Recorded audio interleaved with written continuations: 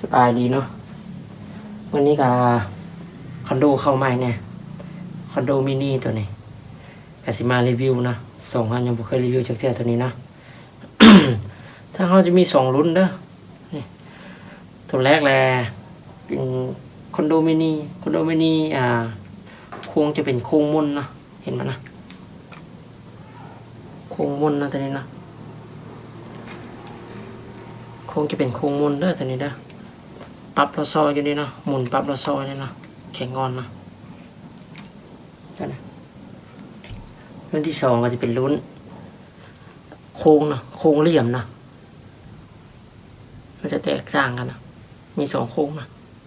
ทางเอามางามๆมือหนึ่งเด้อคือกันนะปรับรถซอยนี่คือกันนะนี่คือกันนะจะลองยิงดูนะ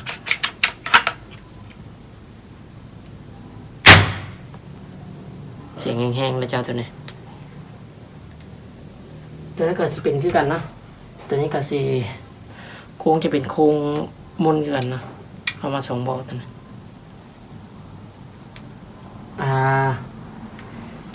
สิประกอบมีอย่างนี้ไปฟังกันเลยเนาะ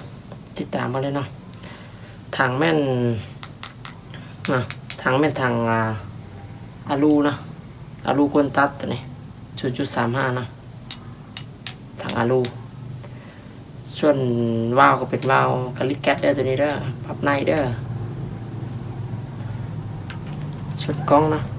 กล้องเป็นกล้องของDiscovery นะ369x40 RC ตัวนี้บ่มีไฟในเลนนะมีแต่ซูมตัวนี้ส่วนเหล้าก็เป็นเหล้าเล็กนะเหล้าเล็ก GK ฮ่องกงนะ10เกียว25 ซมตัวนี้ ส่วนน้ำจับนะน้ำจับจะเป็นไม้เด้อไม้ตัวนี้ไม้งานดีเด้องามๆเลยส่วนเก็บเสียงกับเก็บเสียงของบูสเนลนะมีอย่างหลายเนาะมีแต่เท่านี้นะกับมันมีเวลากับสิลองยิงให้เบิ่งนะยิงกลุ่มให้เบิ่งนะระยะ50 เมตรนะ50 เมตรธรรมดานะสบายเลยตัวนี้ท่านใดสนใจก็สามารถติดต่อได้เด้อราคาตั้งอยู่ประมาณ3,700,000 กีบนะบวกรวมสูบเด้อแถมเลยแถมลูกกลับหนึ่งนะตัวนี้